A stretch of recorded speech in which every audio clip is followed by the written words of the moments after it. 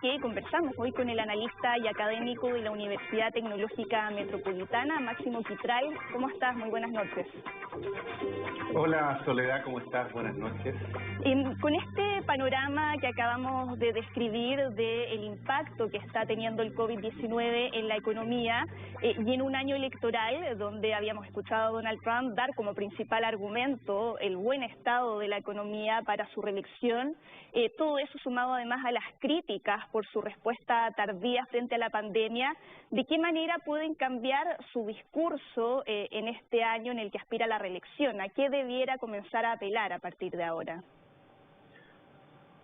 A ver, siento que sus electores también están bastante preocupados de cuál van a ser las medidas de política pública en dirección a contener este avance del COVID-19 y evitar que las muertes sigan aumentando exponencialmente.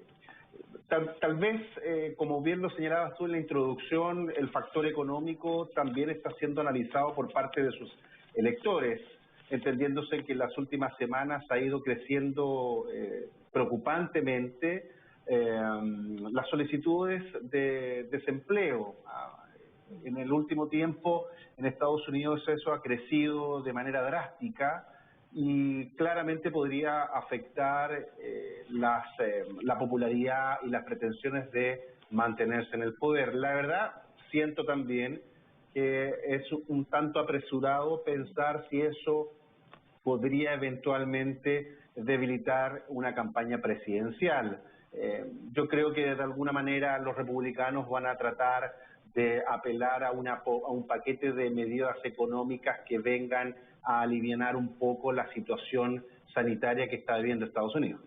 También lo hemos escuchado a propósito de lo que está pasando ahora, hablar de la importancia del cierre de fronteras, reforzar parte de su retórica al hablar que esto se trata de un virus chino. ¿Cuánto le sirve esta coyuntura a Donald Trump para impulsar su propia agenda? Mira, en política internacional es común apelar a la política exterior para ordenar la política interna. Eso es un recurso histórico. No solo lo han hecho las grandes potencias, sino que también en América Latina.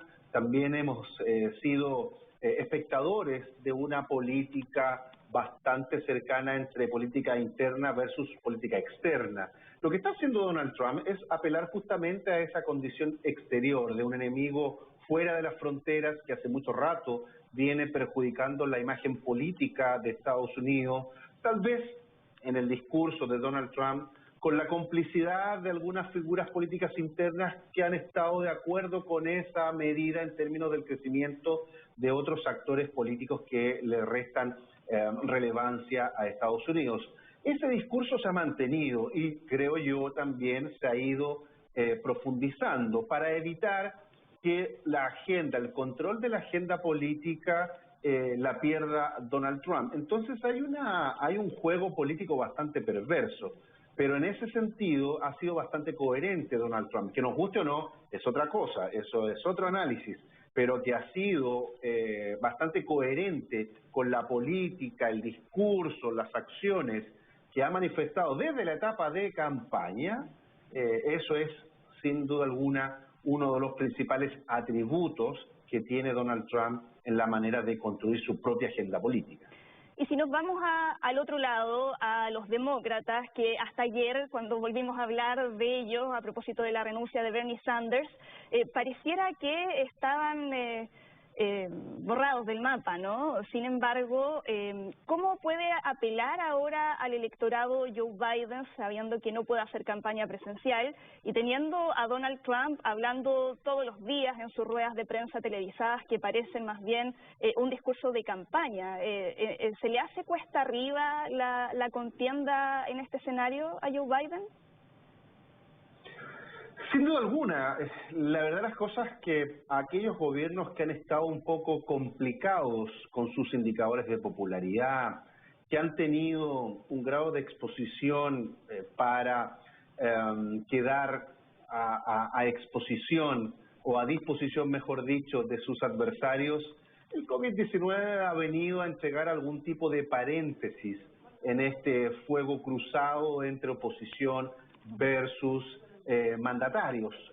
Yo creo que los demócratas en este punto también, esto es complejo para articular algún tipo de campaña en contra de la figura presidencial, que a partir de las medidas y de todo lo que está ocurriendo, recordemos que Estados Unidos en este momento es uno de los países que tiene un contagio acelerado que está superando a Europa, y eso puede ser, por un lado, perjudicial para Donald Trump, pero puede ser una oportunidad política no solo para empoderarse, por cierto, en esta etapa, porque la verdad las cosas que es imposible desatenderse de la campaña presidencial, y también es una oportunidad para debilitar las posibilidades de los demócratas de llegar al poder. Ahí creo que se está jugando bastante interesantemente la política de Estados Unidos, y por tanto los demócratas lo que tienen que apostar es copar los medios de comunicación, que el discurso de Biden tenga algún grado de penetración en un electorado más amplio, y también ser más propositivos dentro de la política sanitaria. Es bastante complejo el escenario, porque esta es una variable que no estaba dentro del análisis o del juego electoral. Sí, y ahora al menos van a llegar con un candidato a la convención de agosto, pero Bernie Sanders lo vimos con un discurso que apelaba a esta idea de la revolución política, un discurso muy transformador. ¿Cuánto de ese discurso podría recoger Joe Biden a la hora de captar a ese sector del electorado, que sabemos que es un sector que no está muy alineado con el establishment del partido? No, claro, habría que ver si exactamente Biden puede recoger algunas ideas que apuntaban a una cuestión de salud, a una temática educativa, sobre todo porque el electorado de Bernie Sanders era un electorado bastante amplio, concentrándose mucho en los jóvenes, tal vez alguna política migratoria que sea lo suficientemente cautivante para un electorado latino que estaba un poco indeciso de acercarse a la posición de Biden. Esta salida, yo la verdad para mí no es repentina, la salida de Sanders. Las últimas semanas se había debilitado bastante su posición dentro del juego político. Biden había logrado alcanzar una cantidad significativa de representantes, en fin, estaba muy cuesta arriba la política de Sanders. Ahora, si Biden recoge elementos de política pública de Sanders, puede ser competitivo frente a Donald Trump. El punto es que para algunos sectores de los demócratas el discurso de Sanders era un poco radical, muy socialista, por llamarlo así. Y eso genera anticuerpos e incomodidad en un sector demócrata que, sin duda alguna, sigue siendo bastante conservador. Sí, te quiero llevar ahora a Europa, porque supimos que finalmente salió humo blanco, que hubo un acuerdo por el rescate económico, pero con toda esta discusión y los desacuerdos que hubo en torno a la mutualización de la deuda, que fue algo que entiendo que no se alcanzó en este acuerdo, ¿qué te parece el papel que ha desempeñado la Unión Europea cuando muchos están acusándola de falta de solidaridad y de asegurar que está en jaque su supervivencia? Sí, bueno, este es un escenario re delicado, entendiéndose que la unificación de Europa o la unidad de Europa y esta conformación de Unión Europea se da a partir de conflictos bélicos bastante graves para la convivencia de Europa. Yo creo que también el fantasma, tú lo decías al inicio, yo creo que el fantasma de la crisis del 2008 todavía no desaparece del todo de Europa, entendiendo que algunos países la vivieron de manera mucho más grave o más profunda que otros. Recuerdo que España fue uno de los países que se sintió más perjudicado de la crisis subprime y curiosamente también es uno de los países que ha estado más a favor de buscar un acuerdo que venga a alivianar, a tratar de tranquilizar el mercado a partir de la discusión que se está dando con estos coronabonos. Entonces es delicado también ese escenario porque, bueno, estos discursos chauvinistas, xenófobos, antimigratorios, en fin, pueden ir copando un espacio que a partir de esta crisis también se puede dar. Más allá de la crisis sanitaria en la que estamos inmersos el mundo en estos momentos, también hay un crisis económica que a mí me tocó justamente investigar en el año 2008 y pienso que la crisis del COVID-19 puede ser mucho más profunda incluso que lo que ocurrió en el 2008, y eso va a generar ciertas anticuerpos, discursos mucho más agresivos, tal vez vamos a estar en presencia de movimientos sociales como estaba ocurriendo en el sur de Italia. En fin, hay un escenario re complejo, y si la Unión Europea no logra tener una unificación, una unidad, que todos los jefes de Estado estén comprometidos para salir airosos de esta crisis, evidentemente que el futuro de la Unión Europea se coloca o uno lo avisora mucho más oscuro de ahora en adelante. Y esa unidad, proyectando el mundo post-coronavirus, ¿crees que se puede lograr? ¿O qué te parece estos diagnósticos que hacen algunos que aseguran que la Unión Europea actualmente funciona más bien como un matrimonio por conveniencia? Sí, bueno, la economía, hay otros intereses, hay fuerzas políticas que han ido creciendo. La verdad que la crisis subprime, como te digo, el fantasma de la crisis subprime creo que vuelve a aparecer. Recordemos que a partir de la crisis del 2008 también comenzaron a tener más fuerza los partidos de ultraderecha, y eso no es un fenómeno que pueda parecer insignificante para Europa, no, hay que ver un poco la historia de largo plazo. Europa se ha ido construyendo a partir de antagonismos, y eso también es un elemento que desde América Latina lo tenemos que mirar.